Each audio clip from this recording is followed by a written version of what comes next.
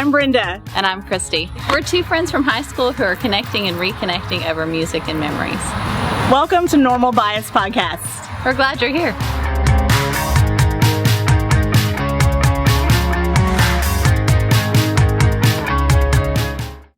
We're good. Hey, y'all. Hey, Normal Biasers. Welcome back to Normal Bias Podcast. Kristi and I are here with a special guest. Here on Normal Bias Podcast, Kristi and I invite people from our past, our present, and we like to just share them and tell their story and say how they are connected to us. And we love that. And I am excited today because Kristi has her best friend from college who I've heard so much about. And I'm just so excited to hear how you guys are connected and all the things. Lynn Turpin, welcome to Normal Bias Podcast. Hi. Hey. Lynn's looking a little bit nervous because I didn't give her things to prepare. She wanted to have homework for this. But Lynn, you just get to sit and just be loved for a little bit. Okay? I like to have a script. Oh, we're so unscripted. That's what I've learned on our teams meetings. I like a script. This would be a good. So Lynn, tell us about, we're going to talk about young Lynn, but tell us about grown up Lynn. Tell us who you are. Tell us about your people, what you do. Where you live, where you're from. I live in Clear Lake, Houston, basically, and I teach kindergarten. And I have Hannah, who's 22, and Jackson, who's 9, and then my husband, David. We have a big dog named Tank, and he thinks he's a puppy. So he thinks he's like a giant Jack Russell. So when you see him, he'll jump like way up high off the ground. And so sometimes it kind of hurts, but he means well. Aw. And Tank is still a puppy. Is he 2 years old? Yes, 2.5. No, he's almost 3, 2.5. Yeah, but still, so he's growing out of the puppy. Supposedly. Well, so Lynn, when we started this whole podcast thing a few months ago, Brenda and I each made a wish list of guests, and you were on my wish list just because you're my person. But then we guested on a podcast, and they asked me about my attitude. And my view on life. And I told them about, when my dad died and how that changed things and how I learned to just live for each day. But I really have been thinking about it a lot. And my attitude didn't change in 2010. My attitude changed in 1994. So I'm going to say a little bit about my timeline to 94. And then I'm going to ask you about your timeline to 94. And then I'm going to pick up in 94. So I graduated from North Shore in 92, and I stayed home for a year. And then I went to Sam Houston, and I did my freshman year, and I met the guy I would become engaged to. And then my sophomore, and I made the mistake my freshman year, I lived with one of my good friends from high school. We're still friends. I still love her, but we were not good roommates. So I went into my sophomore year, and I was like, I'm not going to live with a friend anymore. Because you probably even never met Bethlehem. Like, that's how bad it went my freshman year. I was like, I'm not going to live with friends anymore. I'm done with this. Like, give me a stranger. So I moved into my second year. I moved into a small house, one of the honors houses, and they gave me a freshman roommate. And I did know her from Adam. Sweet girl. We've never have been in touch since that year. We were just roommates. And so I was part of a service organization called Rotaract. And we started it my freshman year, and then my sophomore year, I was the one with the binder that got to keep track of community service hours, and I loved it because I'm such a nerd. I had a binder, and it was the best. Binders are the best. So yeah, so we, student organizations, you would go through student activities, and you get assigned a meeting room. In our second year, we had the honor of meeting in the theater downstairs in the Lowman Student Center. And I remember very distinctly, I couldn't tell you what month it was. I know it was the fall of my sophomore year. It was the fall of 94. And I had my binder. And we had a Rotaract meeting. And it was, we had great participation on it. And a new girl showed up. And she was the cutest thing you've ever seen. She had, I don't know if they were Eastlands or Bass, but the little leather shoes that everybody wore with the shoelaces, and then this perfectly scrunched socks, and then pressed pleated khaki shorts, like creased, like my dad's work pants creased. And then I don't know if it's chambray or denim, but it was a shirt. It was a denim color, chambray color, and it was embroidered with dogs. And she sort of bounced in and she sat through the meeting, and afterwards she came up and talked to me, and it was like, you know, like she wanted to be involved. What could she do? And it sounds odd to say I fell in love, but I was like, who is this? I love her. And that was it. Like I should back up. So my sophomore year, our Denise came to Sam.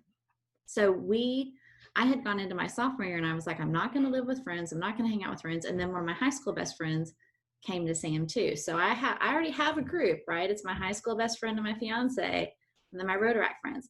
And then this girl walks in. So Lynn, tell us, you also graduated in 92 from New Braunfels. Yes. You were a unicorn. Go unicorns. Mighty unicorns. Yes. My nephew's a unicorn in New Braunfels right now. Okay. First grade. Aww. Fun fact. Ira goes to Gracie's school. Oh. Really? So Grace is in first grade? Last year when they had that letter writing project, I sent letters to both of them at the same school. And I was like, I reached out to their moms. I was like, you guys, I know both of you. So. That is cool. I forgot. You told me that. Yeah. Y'all have it. Okay, so you graduated in 92 from New Braunfels. Yes. And then I went to San Antonio College for 2 years. And then I didn't want to leave home, but I knew I needed to go away. So I would stay away from home, become my own person. So I chose Sam Houston. I don't really know why, other than I knew somebody who went there at one point. I don't know. And so, but my goal was, I'm kind of a homebody. I'm kind of a loner. I'm kind of afraid to make friends. And so when I went away to college, I was like, okay, this is my time. This is my time to reinvent myself and really put myself out there and do everything that I always have wanted to do. And so, so then it was early. It was October of the 94. And I was like, oh, it's a club tied with Rotaract. Well, that'll be perfect. And so I went. And I was all gung-ho, and I used to iron my t-shirts and everything with starch, and now I don't even have an iron or an ironing board. Yes. Welcome to my side. Yes. So, I did not know that about you. Well, okay, so I did have an iron, but then my mom's iron didn't automatically shut off, so I gave her my iron because I was like, I really haven't really used it in forever. Yeah, so then I went to Interact, and I was excited to hopefully meet people, and I remember you calling me, and I was like, well, what are you calling for? And you're like, I just wanted to talk to you. And I was like, oh.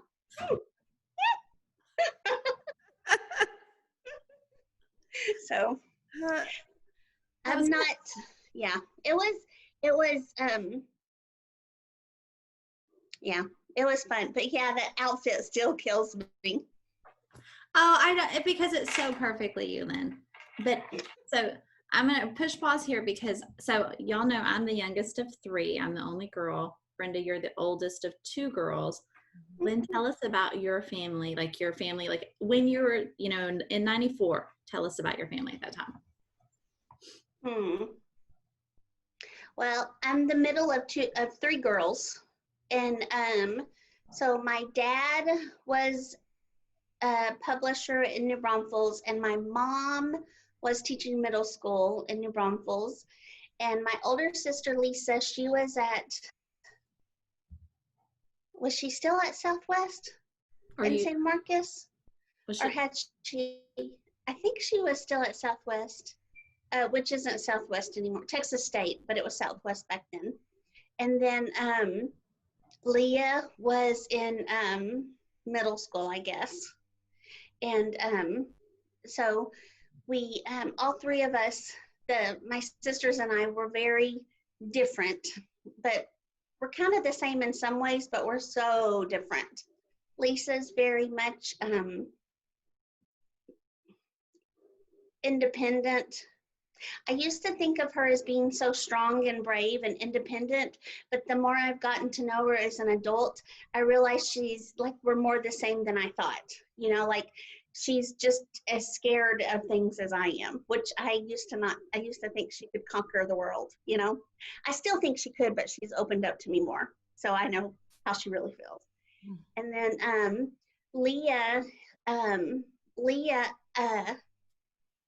Leah's my younger sister, and she gets real nervous, I guess, like her hands get sweaty and stuff. And but she can be a really strong, friendly personality, you know. And so so it's really weird and fun to watch how different we are, and to see how different, like Kristi, you and your family are, how you're the same but you're so different. You know. And so it's just crazy how we can all be the same but so different. I think I would really love how you've touched on that, because my sister and I are growing up, for sure. I noticed more our differences, like we butted heads, and we still do. But I like how you said that you're more alike, because I definitely, as adults, realize how much she is like me. And we kind of had a conversation not too long ago too, where she revealed something, and I just remember looking across at her like, wow, something just really surprised me in her personality. I was like, I did not know that's how you felt. So it is interesting to have an adult sibling that. Yes. Yes. Yeah. So that was something, the fact that you were so close to your family, and you were so close to your sisters, even though y'all were really different, and you kind of each had a role at that point, but you guys were so close. And so you and I and Stephen and Denise to a point, but we just all fit really well together. And I remember so it wasn't, I don't know if it was it probably was that year, maybe not one of those Novembers, you took us home for Worst Fest. And, Yes. and it was like going to like utopia. Like it was this beautiful home, and your family was so fun, and they were so happy. And your dad, so Lynn's dad was a publisher of a newspaper, which in itself is really cool, but he's a big car guy. So he wrote a column about cars, and as part of that, manufacturers would send him cars to drive around and talk about. So they always had That's cool. They had cool cars Yeah. that were fun cars. So, and I was just shocked when we were there, and your dad gave you the keys to whatever car he had that weekend to drive around. And I was like, what? Now tell us, what did y'all call those? Car column cars. Car No, column. right about cars. Right about. I love that. Yeah, well, see, and it's been so long since I've called it that, because I'd be like, oh yeah, you know, the right about car, you know, yeah, we drove one of those. But then people were like, so then it's like, okay, well, it's a car column car. So your dad was an influencer before that was even a thing. You know, Yeah. those people who like, oh, look at all this makeup that I was just. Yeah, Let exactly. me test it. Your dad was test driving cars. That's cool. Yeah. Instead of things I bought and liked, he was things I drove and liked. But I don't know how I was a grown up, like probably like within the last decade, when I realized I always thought you were saying ride about RIDE about cars. Like you just got to write about in them. And then I was like, duh, he's a writer. Right about it. Yeah. So that weekend at your house, I was just, your family was awesome. You know, you and your mom are very much alike. in the best ways as moms. You know, you're silly, you're sweet, you're thoughtful. And it was so cool to get to see you with your parents, with Leah, to see where you fit in your family. And so that I always just treasured time with your family, whatever it looked like.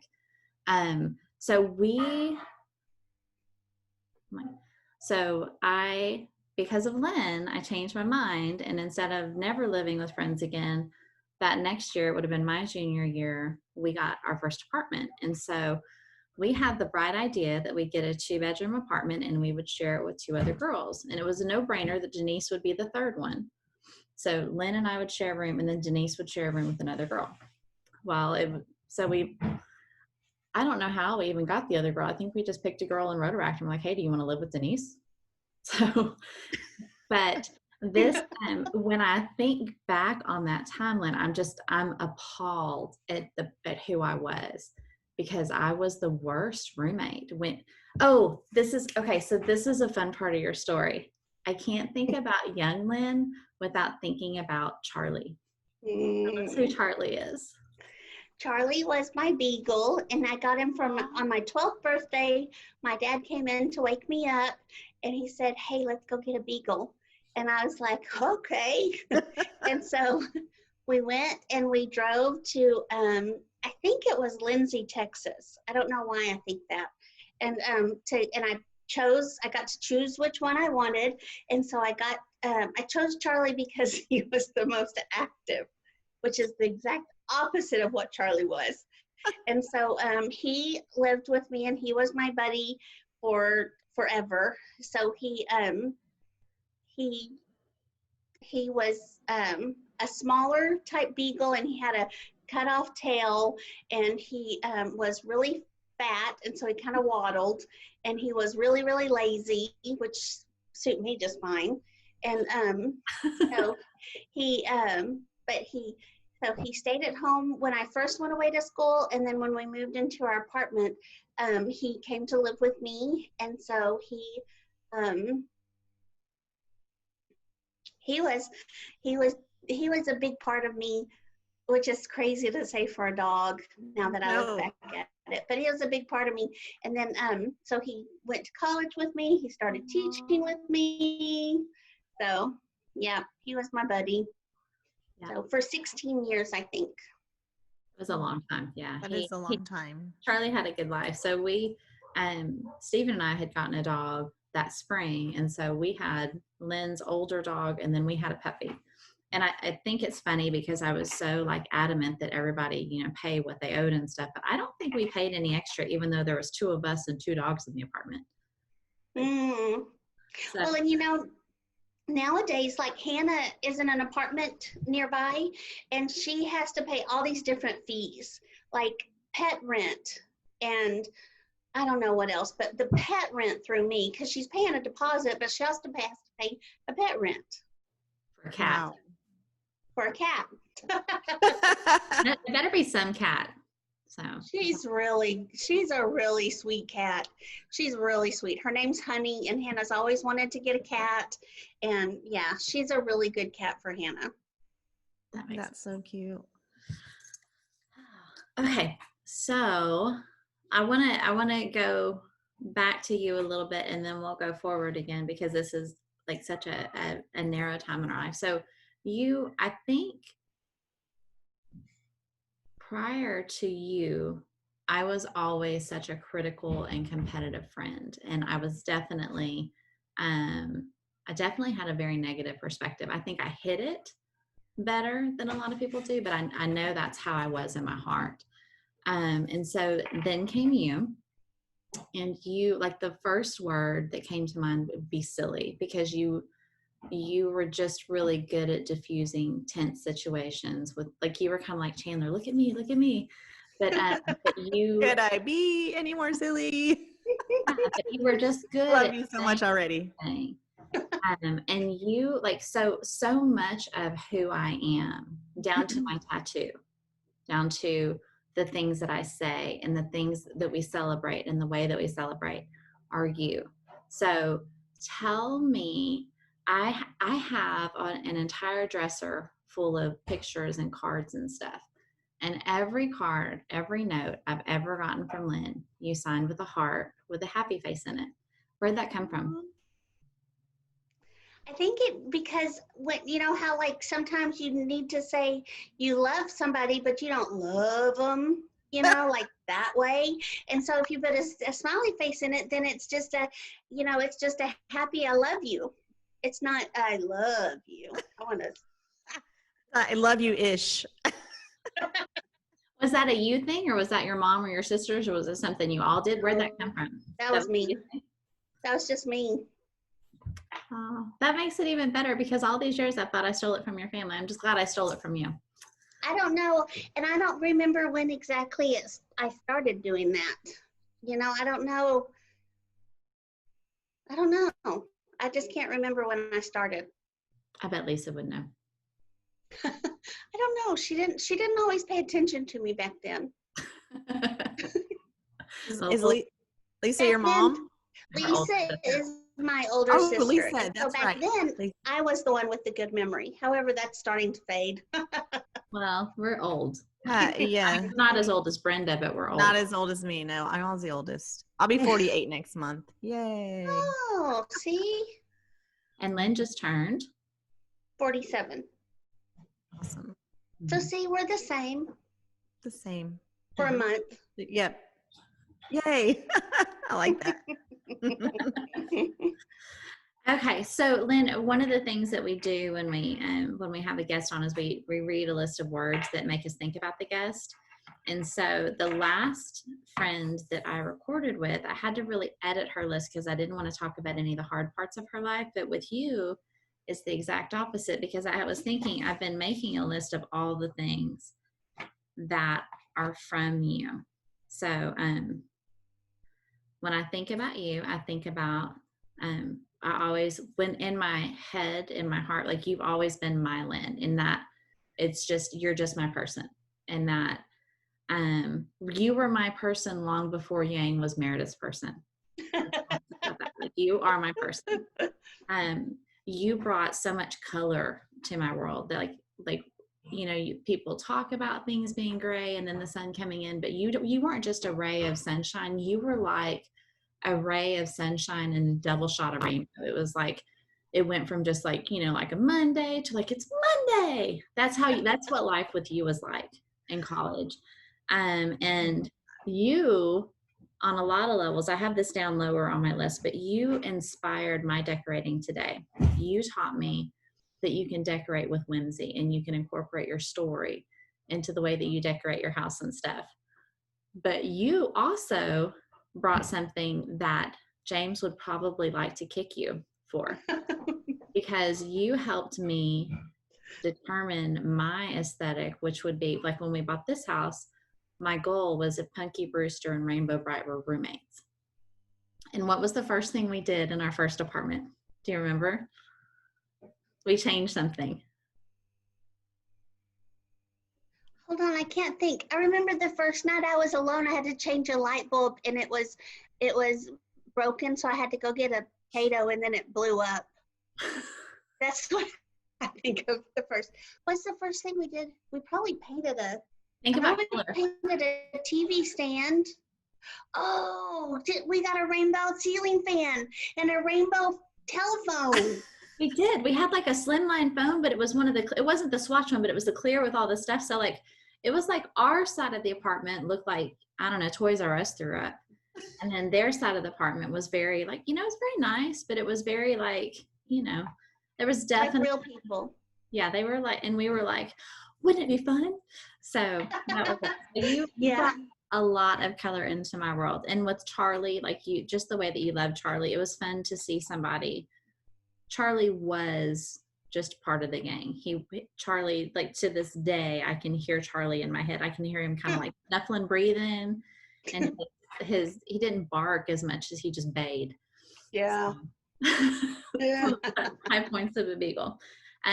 When Casey for years has tried really hard to convince me that she's my favorite, but we all know who's my favorite.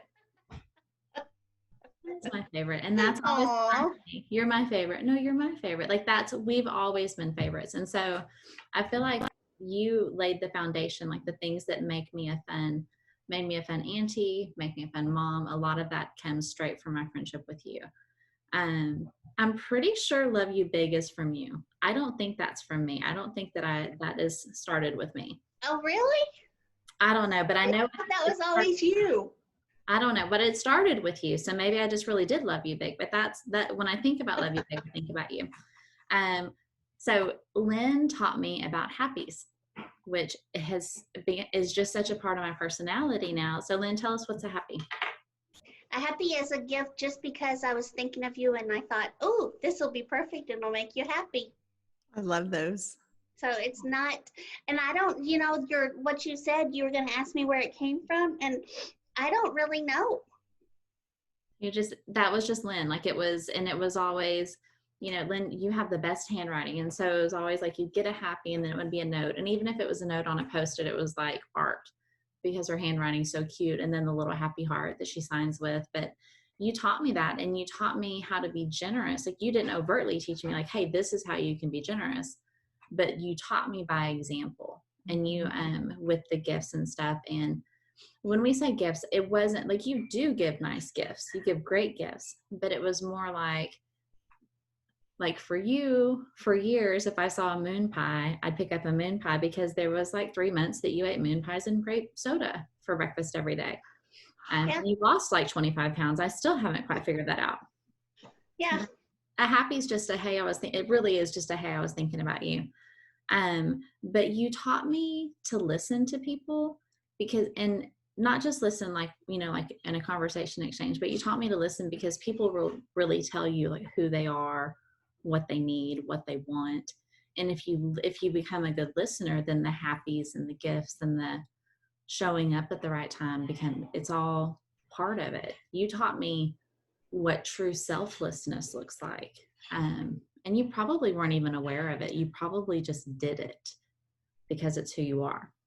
So, but I'm determined to just talk and not like break down and like ugly cry or anything. So, my next one is straight up from friends, because even though it's meant to be in a boy and a girl, you've been my lobster for years. You're my lobster. I know James is my lobster, but you're my lobster. And you are the words that are just yours. You are loyal. You're a cheerleader. You're strong. I think it's interesting that you touched on Lisa's strength, because I think you leaned on Lisa's strength. I leaned on Lisa's strength, but the truth of it is you're more like her than you realize too. She wasn't the only strong one. So that was you too. It still is you. You're so thoughtful. You're selfless. You're honest. And one of the things I love about you is your honesty. And as you've gotten older, you've learned to temper that with maybe waiting. Like maybe I say something stupid today and you tell me later. Or maybe you're just like, hey, that was stupid. But your honesty really has gotten me through some sticky things over the years. You are one of those people, you're good at showing up.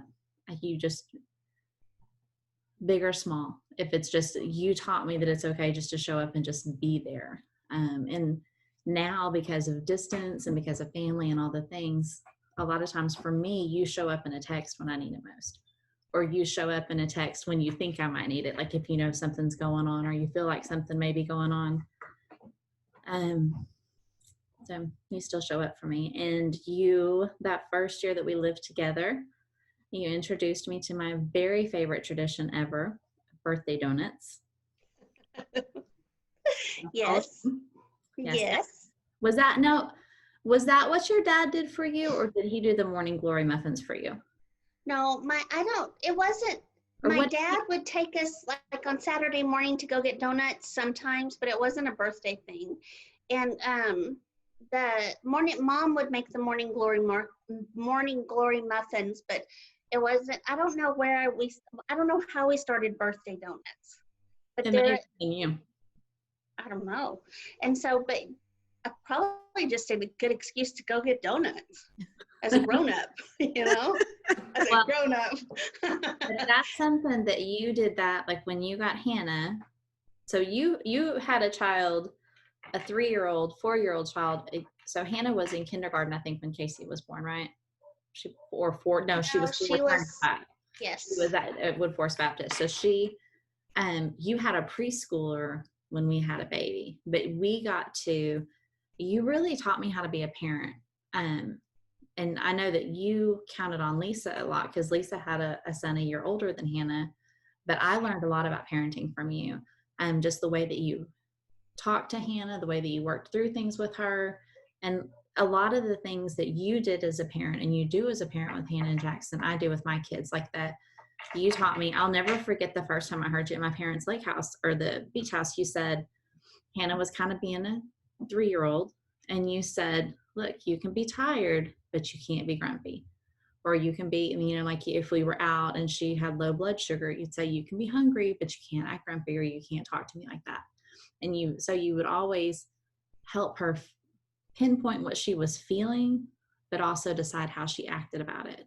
And I love, that's one of the very best parenting things I've ever seen.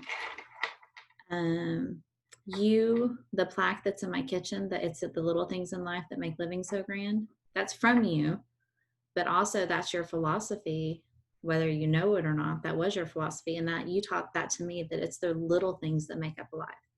It's not just the big moments, the big vacations, the big sexy stuff. It's just the little everyday things that can be special.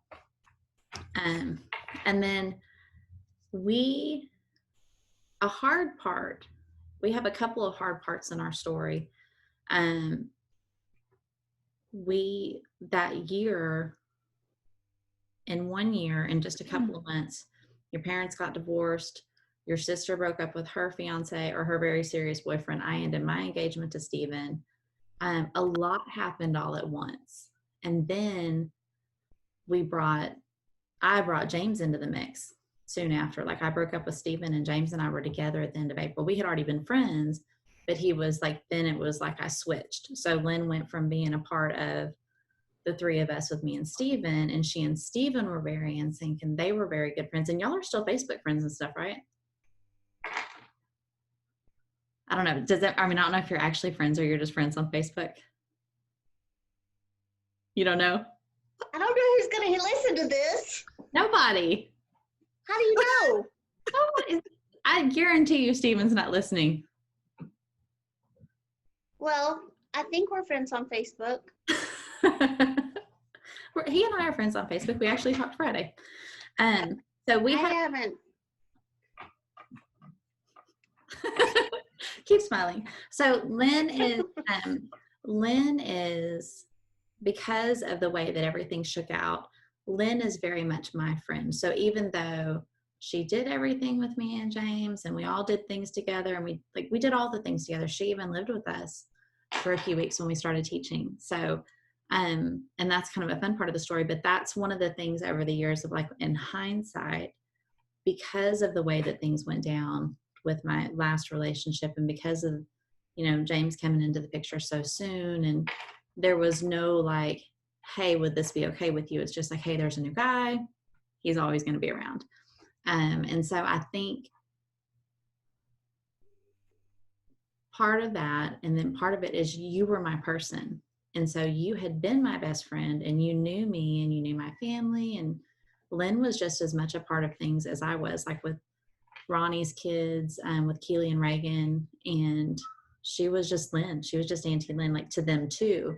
And so then we have this guy. Well, at that point, Reagan wasn't around, but with Keely when they came back. But so you have always been my friend. You're friends with me, and you see what I'm saying? Like Melissa was our friend because she and James and I did stuff together. That's how we became friends. But you were my friend, and then James came in, and then because I guess immaturity, so you and our relationship never changed. And then we actually got to teach together. So when I went back, when James and I moved to Houston to spring, and then the school where I taught ended up being a lot bigger than they thought it was going to be. So they needed more teachers. And so Lynn was able to come and teach and move to Houston, which made all of us so happy. And you actually lived with us for a while. Mm-hmm. But I lived for you probably a month. It was until I got paid. well, I think it was that. And then remember at the end of 6 weeks, they leveled the classes and then they hired you for sure instead of just as a long-term sub. Wasn't it? Oh, But I thought I was hired automatically. no, you were a long-term Yeah. because they had to, but no, but we knew they were going to hire you. Was this at Harvard? Uh-huh. Mhm. Yeah. So Lynn and I actually, what was it, that September, you lived with us in spring and Lynn and I would drive in together every morning.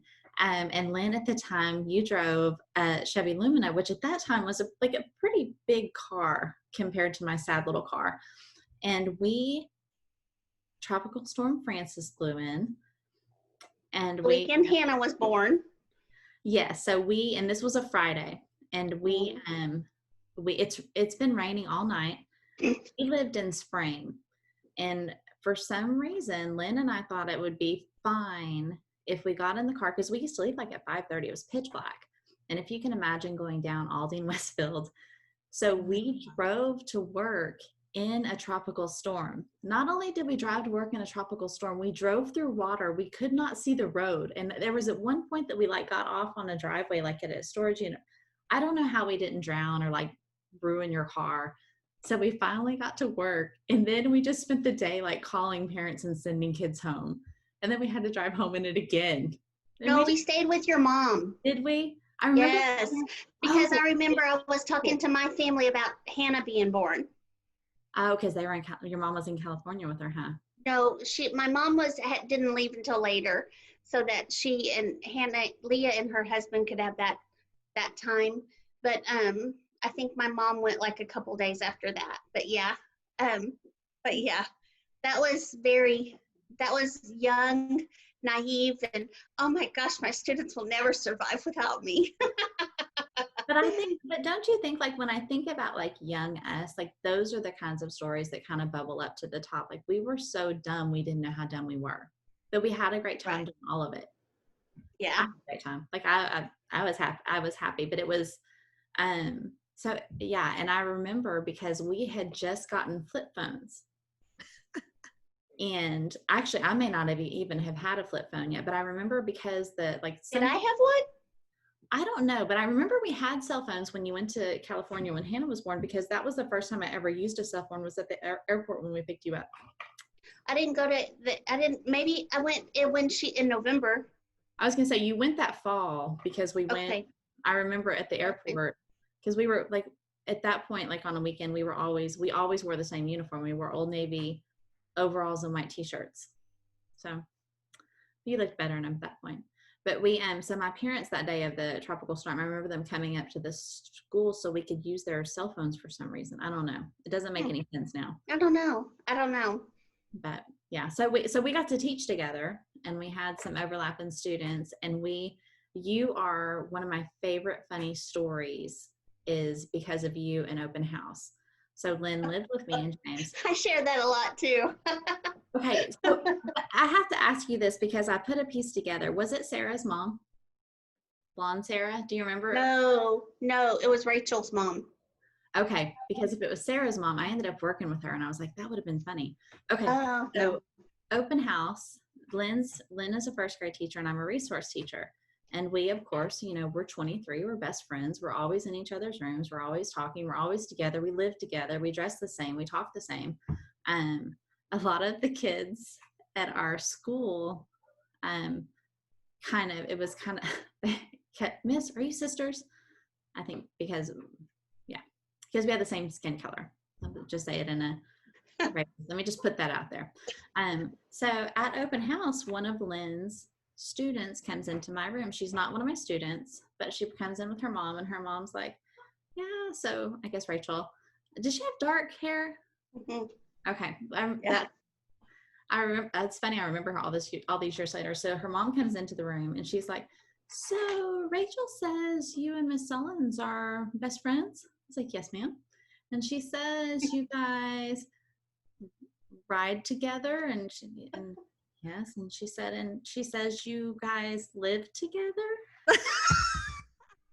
And I said, yes, ma'am. And I'm just talking and I'm totally not picking up what she's laying down. And then finally she says, so are you married? And I said, oh, yes, I am married to a man. And she was like, okay. And that was it. Like, that's all she wanted to know. But I was like, yeah. Not that there's anything wrong with that, lady. I mean, yeah. I mean, like, if I was going to marry somebody, I mean, it would have been Lynn. We know this. Right. That we were not married. Oh, wow. I love kids. Oh, I don't think it was a kid. I think it was her mom just trying to make sure there was nothing like weird going on. no, yeah, sure. But I just, I don't know. imagine the things they go home and say. Because they come to school and say it. I'm a front desk receptionist at the elementary school here in my neighborhood. So love me some elementary school kids. You must have lots of patience to deal with all the parents. Thank you. Yes, it's a lot. And the teachers, of course. It's a lot, but I'll do it. It's fun. I love it. Good. Okay, so I'm trying to think. So Lynn, I do have a question for you, because one of the things, well, I'm gonna say something, then I'm gonna tell you what my question is. So one of the things I was thinking about you and our friendship and stuff, because prior to you and with my other friends, I was very competitive and very critical and not a great friend at all. But with you, I know I have my faults, and to this day, and I know that I messed up, but I don't feel like you and I were ever competitive. It was like when you and I became friends, it was like you were just my person. Like it was us against the world. But I don't know. I don't know that I've ever asked you about your friends before me. Like, how did you know how to be such a good friend? Oh, okay. So first of all, I'm the least competitive person. So that probably totally rocked your competitive boat thing. And so, but that's also why we can't play games together, because you want to like really play. And I'm like, oh, let's just play to have fun. We don't have to follow the rules. And so, and so when I was right before I started in 9th grade, we moved from Paris, Texas to Clear Lake. And that was a really, really, really hard move for me, because I had lived in Paris, Texas around the same people forever. And so, of course, I'm also like, 15, I guess, 14. And so I'm also, so much fun anyways. And so, like my mom used to call me her challenge, because I was, I guess I was more emotional, and I like to talk back, and, all that fun girl stuff. And so, we moved, and I was, of course, devastated. And so then, but I made some really good friends at our church youth group. And like I would always, like, they'd ask me to go do stuff, and I'd be like, no, that's okay, because I never thought, I guess I didn't feel like worthy, like of these new people, and I was so uncomfortable. And so when I moved so then in the middle of my junior year, we moved from Clear Lake to New Braunfels. And so I remember they told my group of friends, said, okay, Lynn, you have to promise if someone asks you to do something, you don't say no. And so I was like, okay. And so that kind of stuck with me, as far as like, you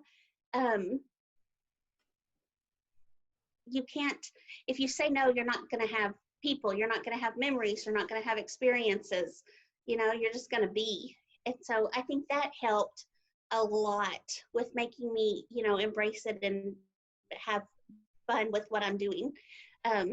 But I had really good friends in elementary school and middle school, but I had friends in high school, and they were really good friends. They were really good friends. But then I think you're probably the longest, best friend I've ever had, because I can call you and you can tell me straight up exactly what it's like. You don't hide things. You tell me the truth, but you tell it in a constructive way. But it's just so, and I can call you up anytime. It doesn't matter if I haven't spoken to you or seen you in you know what, a year and a half, I can still call you if I need anything, or if I need advice, or if I need to run something by you. And I think it's such a breath of fresh air. I mean, I've totally gone off the subject, but you know, I'm sitting here listening to all the stuff you're saying about me, and I think about how much I have changed and how much I wish I hadn't changed, because that sounds like so much more fun. But then when I'm here at home and nobody else cares if we celebrate every single thing, then it kind of gets old, you know? And then so David's like, okay, we'll do whatever you want, Lynn. Well, I don't want to do whatever. I want you to have to do it too. You know, and so, I mean, because Hannah's the same way. Hannah's like, okay, you know, whatever. I like what you just said about friendship and about, you know, like calling each other anytime, like it, like that is the same for me. And it's, there's something just to know that you exist somewhere in this world. And that if, I mean, you know, I've thought about it.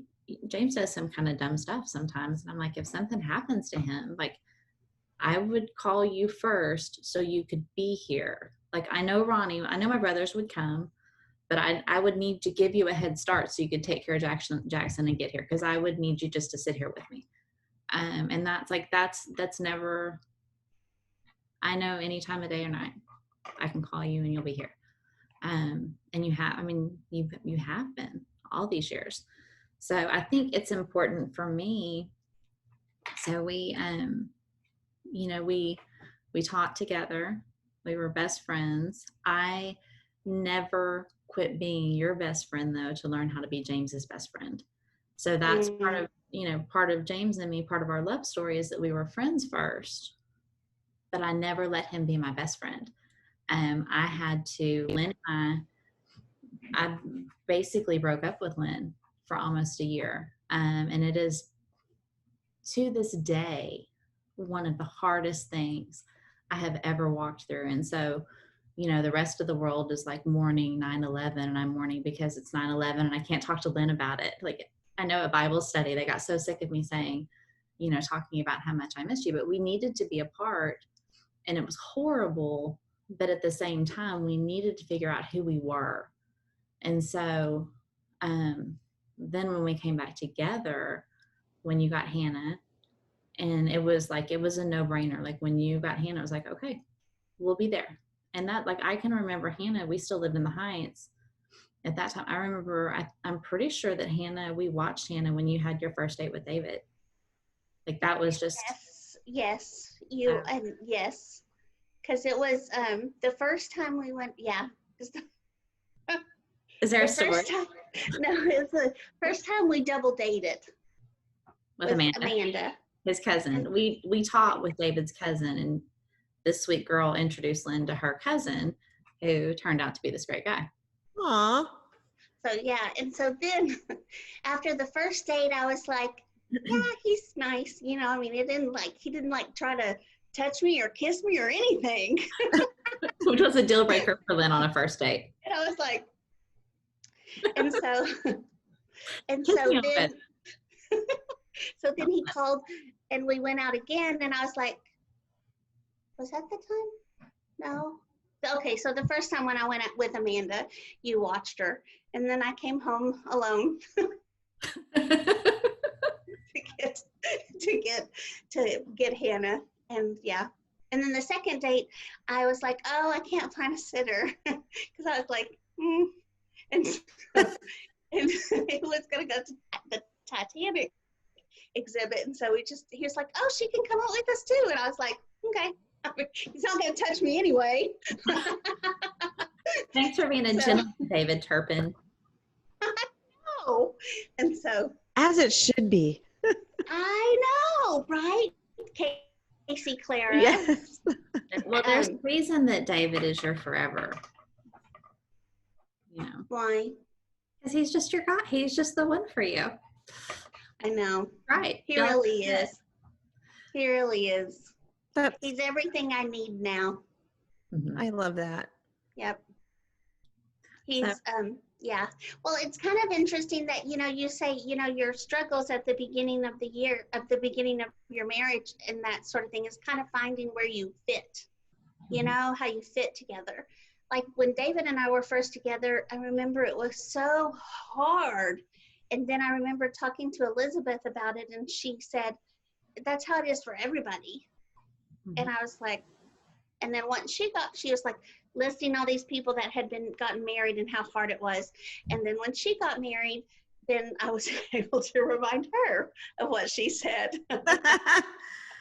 So it is hard. And I think I've been really honest with Casey about our friendship, because Casey, she grew up seeing me she always had an Auntie Lynn in her life. And, up until, I would say really up until Jackson, when you needed to be closer to home, like y'all were always here or we were always there.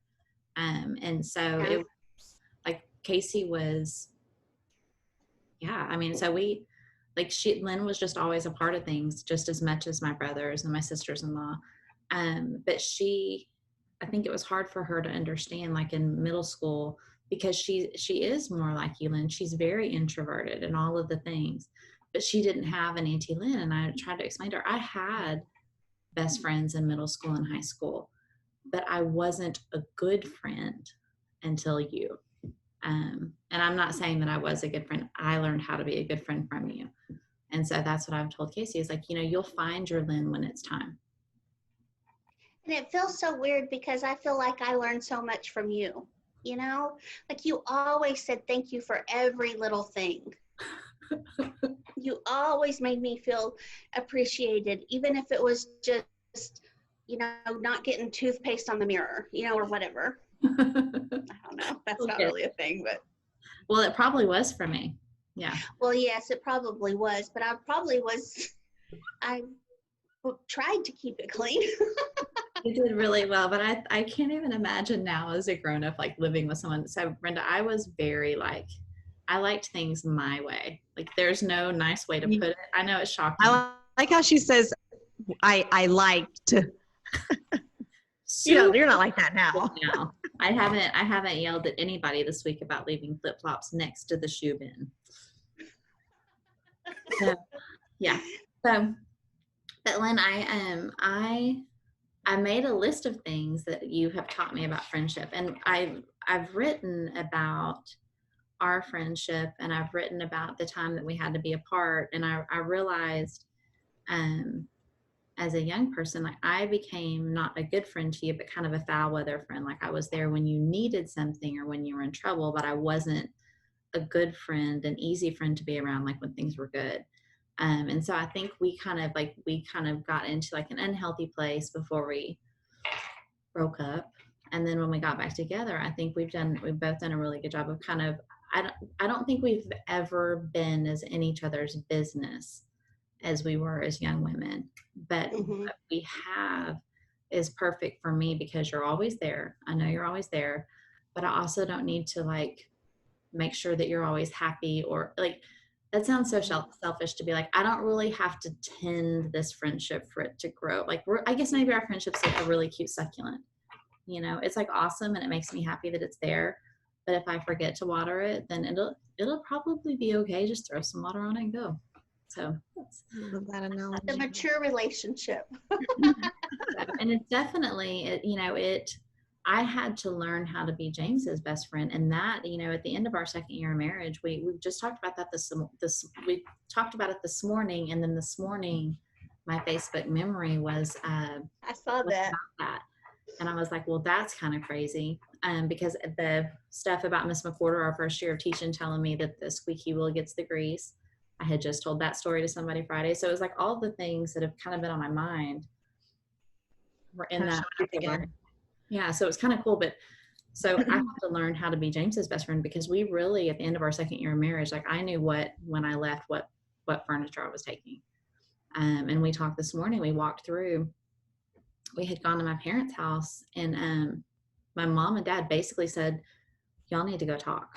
You need to go figure out what you're going to do. And we drove to Baytown for some reason to go to Outback, which super like serious. We never got out of the car. We just stayed in the car.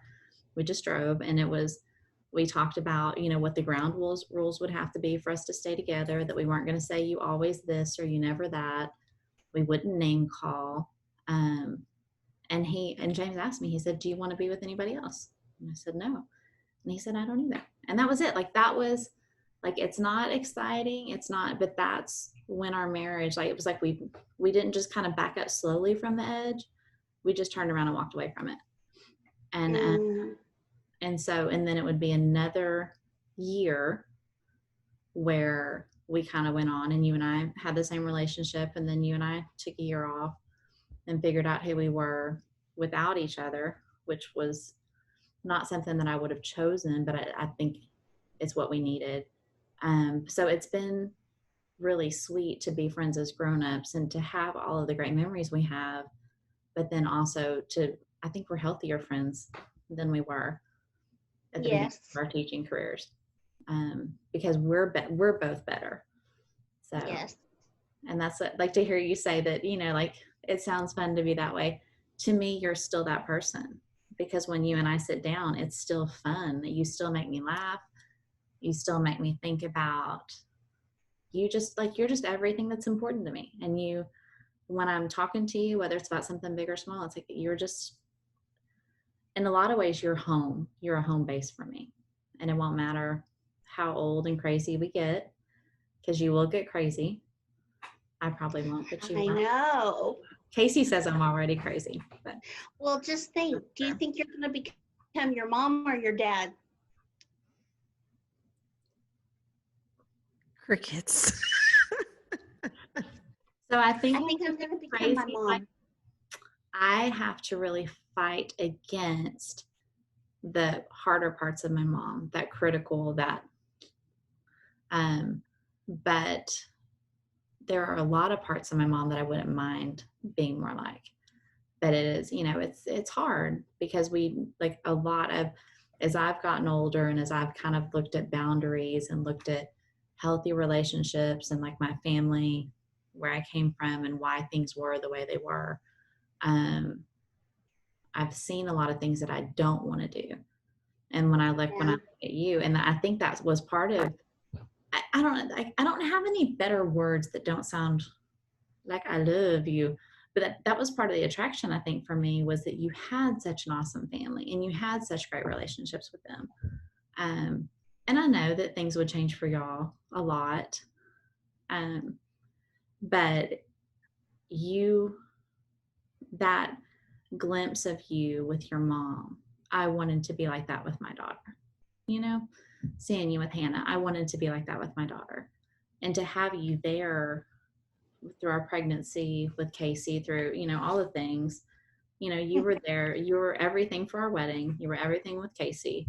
Like, Lynn you packed Casey's backpack, and literally you created. And so I did that for Jennifer, Brenda's sister-in-law, when she had Preston, our godson, because you taught me how to do that. So Lynn, the best baby present I've ever gotten, hands down, Lynn ordered us a backpack in our favorite color with Casey's name embroidered on it. It was Land's End.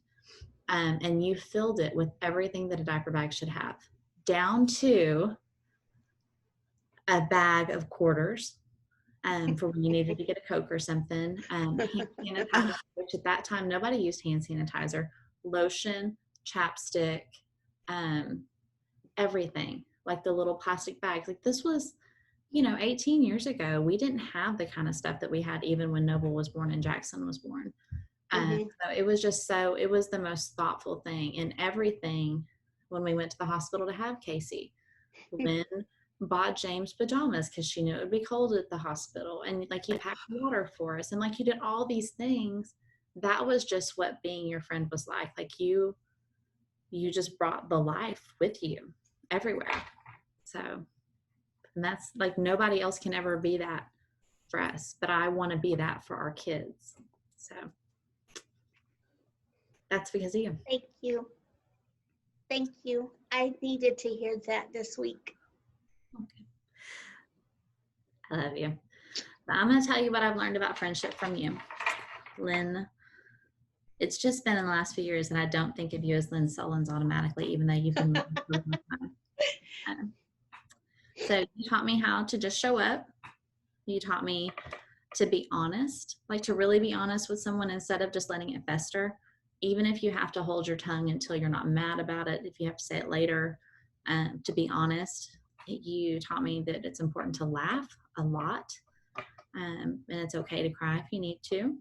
You taught me how to listen, not just to what people say, but to what they do. You taught me how to celebrate the little things, and then also how to celebrate the big things big. And you taught me to take turns, but never to keep track, like,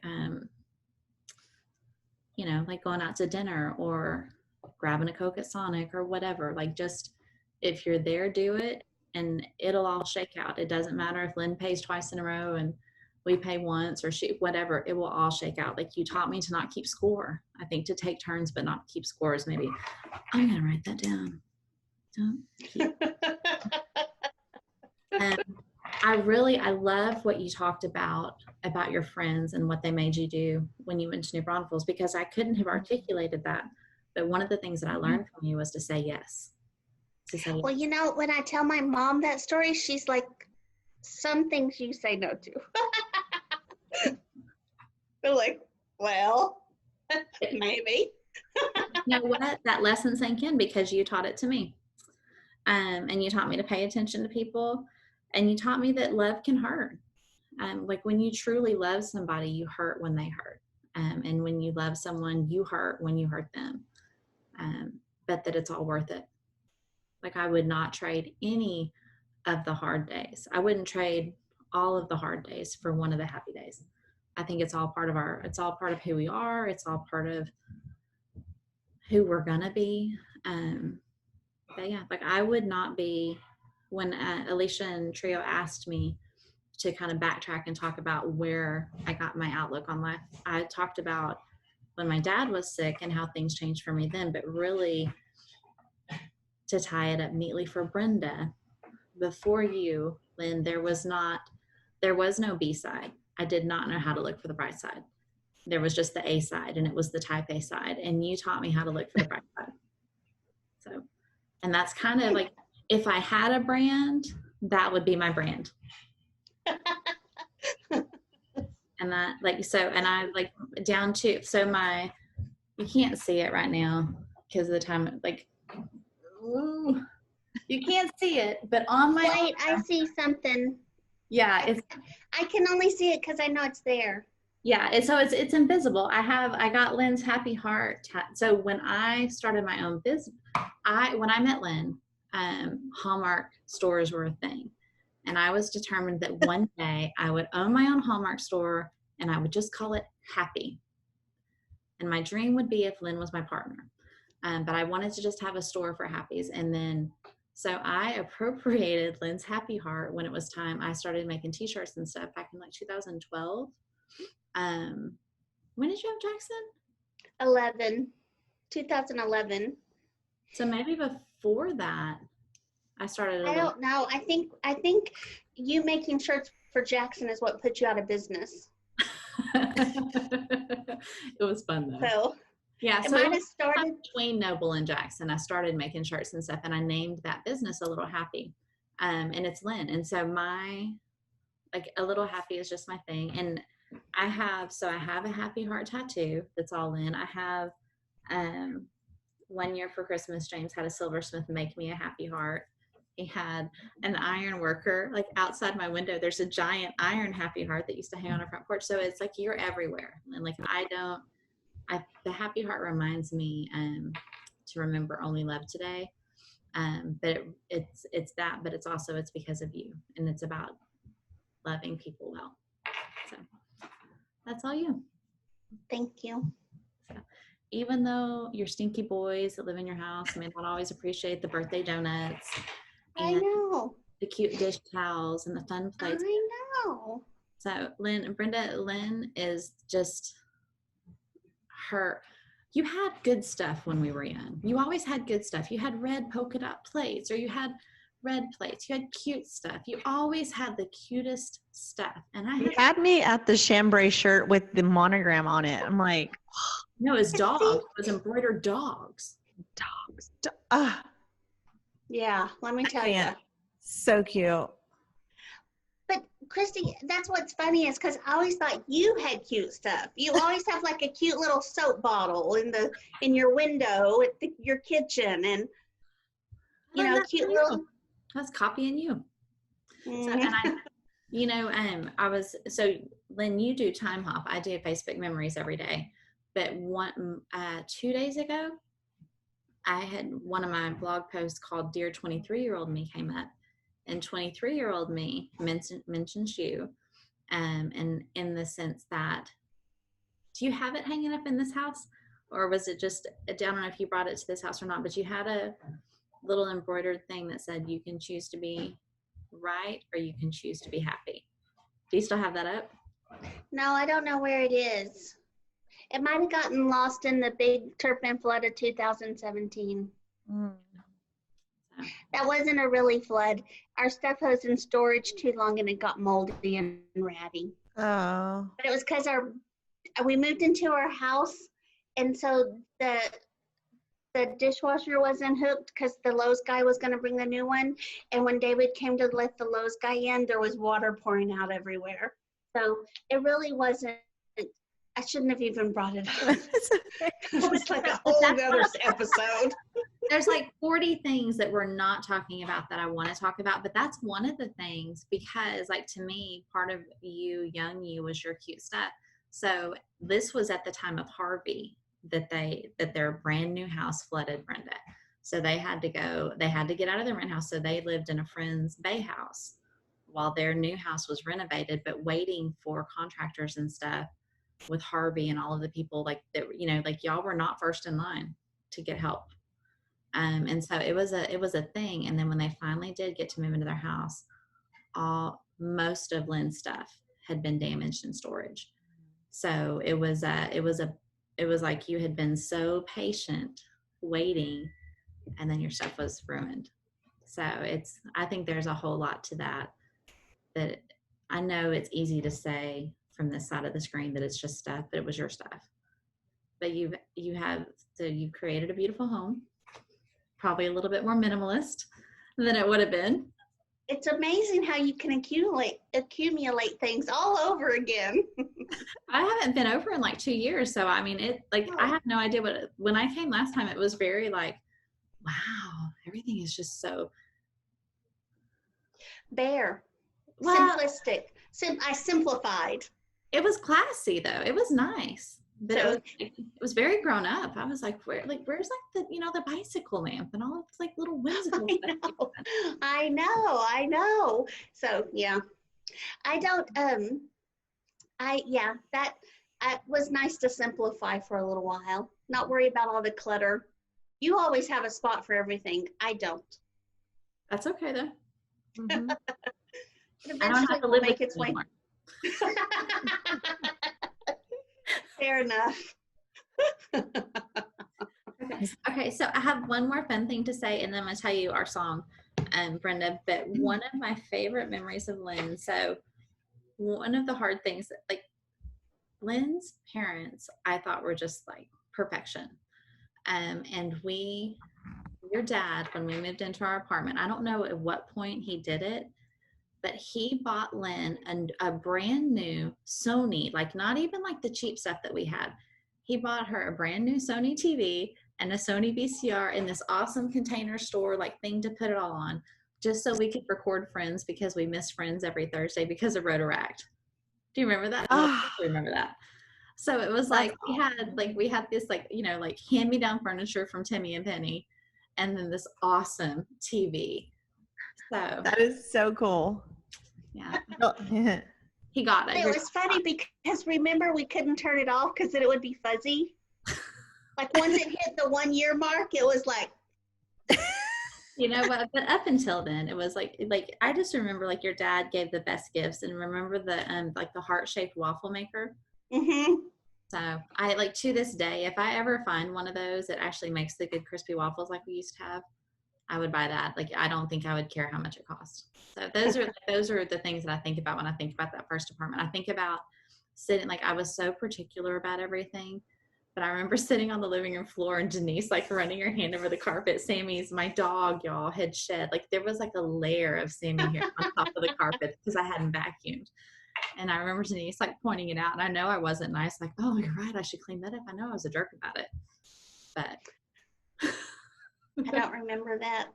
But I can't imagine at this point having like a layer of dog hair on my carpet. Ugh. I can't imagine that there ever was a layer of dog hair. Oh no, it was something, I forget what it was. I was like putting my foot down about not vacuuming or something. Like I was making a point. I remember that. I was a jerk.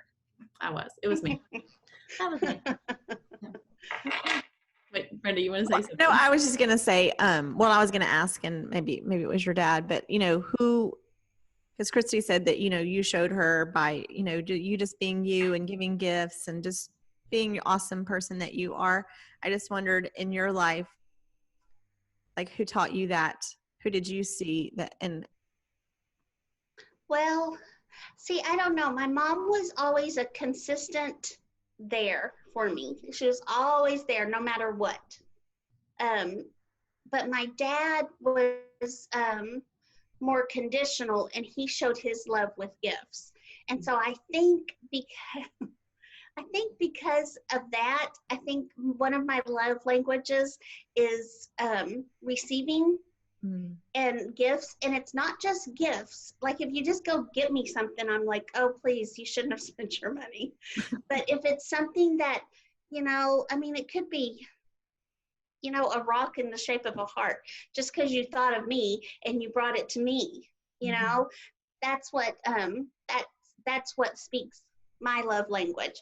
And so I think that's kind of why, I love to give somebody a gift that really is for them, not just because it's Christmas or your birthday, but because it's right. Really, it speaks you. I just love that. That's so cool. You're the best. Okay, so Lynn, tell her, what is your song? Like, there's only one choice here. Oh. Usually I tell the guest their song, or Brenda tells the guest their song, but there's only one. So what's the song?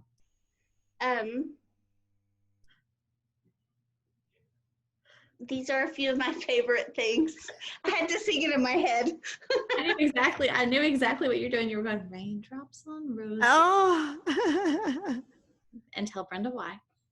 Because when, I don't know if it was before you got married or not, but every time that we wanted to, anytime somebody wanted to cry or anything, then we'd sing it in their ear. Or if you were getting emotional or whatever. And so I remember specifically when you were getting married, and the weekend you were getting married, and your mom would get teary-eyed, and which she used to do often. I didn't even think about it. Mm-hmm. She still does? Has she always? I don't think so. I think that was because remember, like, I really don't think I was friends with my parents. I don't think I appreciated my parents until after I went to school. Okay. And so she'd get teary-eyed, and so then I'd start singing in her ear. So that Lynn was even more so than my sisters-in-law, which I think is a detriment to our family, but a compliment to you. Lynn was just part of us. Like, my mom and dad, she's the only friend I've ever had other than James that my parents welcomed from day one. Like, I was engaged before James. They never welcomed him. He was allowed to be there, but he wasn't it wasn't a comfortable. But Lynn, she walked in, and it was like she just embraced our crazy, and she was just part of it. And my dad loved her, and my mom loved her. And we would, when we were moved back to Houston to teach, we'd go shopping with my mom every weekend, or while James and dad were fishing. Lynn was just always a part of everything. Like, you're just always there in the best way. Not like, oh, you're always there, but you were always there. So. Y'all were definitely my second family. And I remember my favorite grandpa story is when my wisdom teeth, he'd make me scrambled eggs. Yes, he loved you. He loved you very much. So it was, I don't know, like, you are such a constant in my life, and it's been fun to grow up with you. It's been fun. to grow into the people we are, you know, because we aren't the same. We aren't 21-year-old girls when we're with our husbands and we're with our families and stuff like that. And so it's fun to see all the overlap in our lives. Like, even though we're not in the same place, the same things are important to us in different ways. I keep waiting. I don't know if Noble realizes that you're on the picture. So he kind of keeps walking by. So, okay. Well, hold on. One of the friends is texting me. Oh, well, I'm just so glad to meet you. And I love that your song is that favorite things, because you are definitely one of Kristi's favorite things. Like, I've just loved hearing your stories and knowing you. And I don't think I've ever seen a picture. So I'm like, this is just, I just love that I'm finally sitting with her Lynn. Well, and I realized that we don't really take a lot of pictures together, you know? And, you know, and then, so I don't think we have a lot of pictures. And so then, and it's just recently when my friend lost both of her parents that I have started to take a lot of selfies. So I'm in the picture, you know? And so I tell David that, well, like when he and Jackson go off on doing whatever they go do, then I'll be like, take a selfie. Yeah. And he's like, and I was like, no, you got to take a selfie. This isn't questionable, but you got to be in it too. I have enjoyed seeing more pictures of you, but yeah, so Lynn and I tend to, like, if we're dressed up at a party or something. So, and I think that's something for another episode too, to talk about David's family, because they, from day one, like Hannah was she was their grandkid. Like, y'all were just dating and they were already Nana and Papa, and like, they have been such a huge part of your lives. And even like, they've been so good to us too. They're just good people, and there's a lot of them, and they have this big old house where everybody's welcome, everybody has a space. So I think that would be a fun thing to talk about too, is like what we want to be like as in-laws, because Brenda had great in-laws too. I do. We're still family. I mean, just even the story about David just saying, well, bring Hannah along. Like, I don't know if y'all remember Growing Pains, but it was one of my favorite shows because I loved Kirk Cameron, you know. I was in middle school, I think. Yes. But there was an episode where I can't remember. There was a girl and she had a kid, and she called it passing the Willie test. Like, if Kirk Cameron, like, she held the baby and played with the baby's name was Willie, and she came into the room and she's like, oh wow, okay, because he's, you know, this like really cute, gorgeous looking guy, and he was like playing with Willie, and she's like, wow, you passed the Willie test. And so when I hear stories like that, I don't know, it's just crazy. But I was like, David passed the Willie test. Like, right, he just said, I care about, like, already, like, come on, she can come too. Like, that is awesome. I don't know him, but that is a good person. He's a good guy. But, you know, no, You just hearing about people like David give me hope, because, you know, I told you how old I was in the beginning. I don't remember if we were recording yet, so I won't repeat it, but really, how old she is. Yes. So I just find myself in a situation where, you know, whoever comes into my life, I have a 17 and a 14-year-old, and I just want him to say, bring them along or love them like that, you know. So that's awesome. He will. Yep. Yep. And if not, they will, and when they're out of the house. Lynn knows both sides. She knows what it's like. So it was really interesting. So you had Jackson when Hannah was a teenager, right? So did he start kindergarten after she graduated, or are they like that? Say that again. No. Say that again. Did he start kindergarten the year before her senior year, or when did he start kindergarten? His second year of kindergarten was her senior year, because Okay. they both took graduation pictures. That's what it was in, but I couldn't think of what it was. But yeah, so Lynn has experienced all the things. So yeah. Okay. Y'all have a lot in common that we're not even talking about, but we're gonna I know. I have written all the things. I'm like, Y'all have NICU in common too. What's that? Say that again? Y'all have the NICU in common too. Mm. Yep. Y'all have a lot of common threads. Yes, I love those things. I love the, connecting dots, and we've had several people on, and I'm like, oh my gosh, your person has things that, yeah, that's so cool. Just love God when he puts people in your life. Mm-hmm. It's a small world. It really is. Really is. So, well, I'm so glad to meet you. Small world after all. Yes. It really is.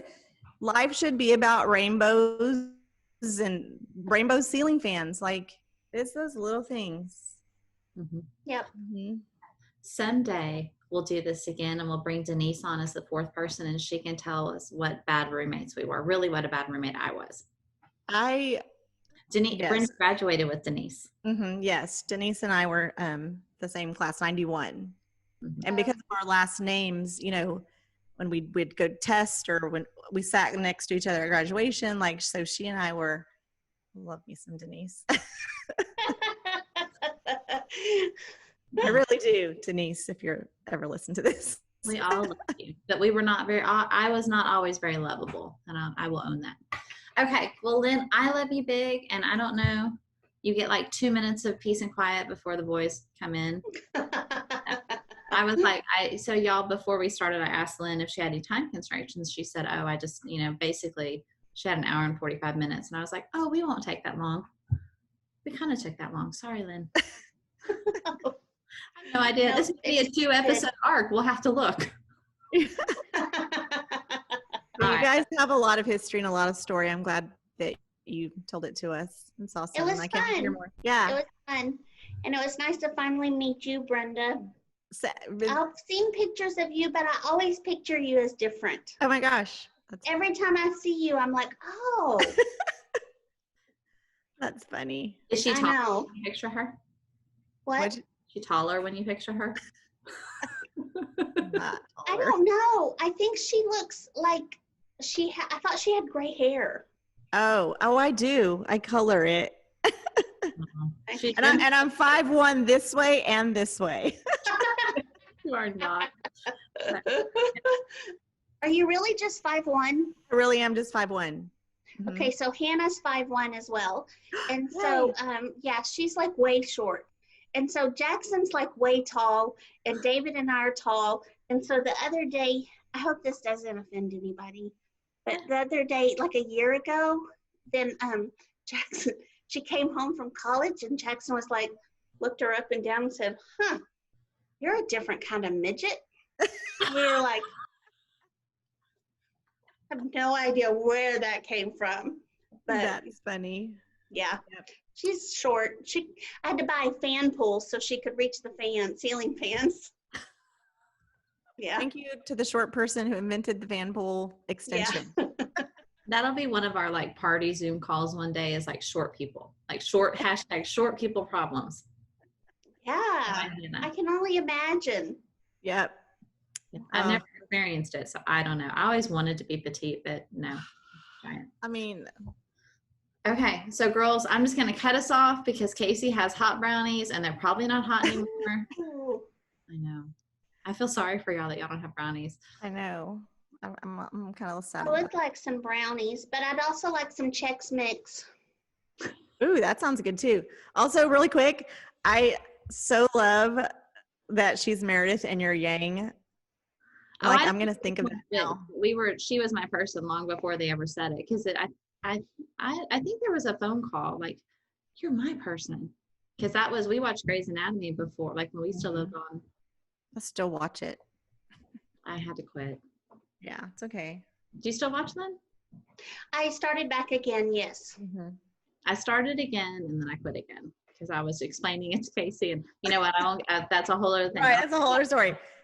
I love Nice to meet you, Lynn. I hope we talk again sometime. Bye, Kristi. Bye, Normal Bias Stairs. Bye. Bye, Martha. Bye, Stephanie. Good night, Normal Bias friends. All right. Love you guys. Bye, y'all.